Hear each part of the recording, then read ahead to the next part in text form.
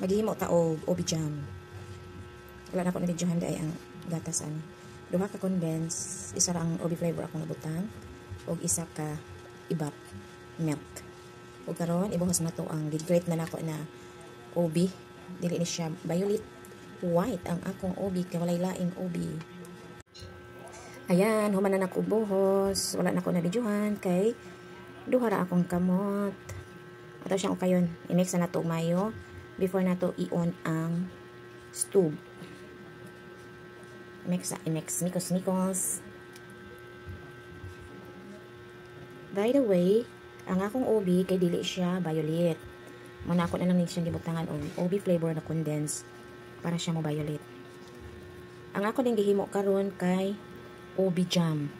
Duha ka condensed milk,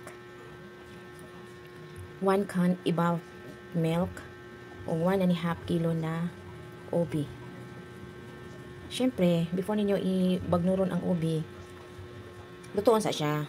Pag luto na, pabugnahon, pag human, bagnuron. Okay, so ato nag-i-on ang stove. Na yan sa. So karon on na ang stove. So ato nang imikos-mikos until ni siya nga mo sticky. Okay? Okay, continue lang ta sa pagmikos-mikos. Hantod nga ma-achieve na to ang iyang giingon nga stickiness. First time. Lami na siya mut.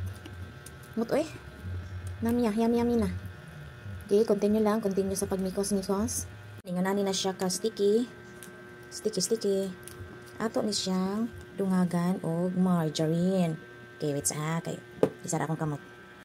Gihurot yun na katong isa ka gamay nga margarine. Mikos-mikoson. Humot na.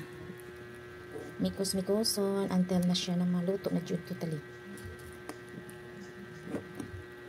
Basa pa man. Kinahanglan pa man siguro kini siya paugahon. This is my first time.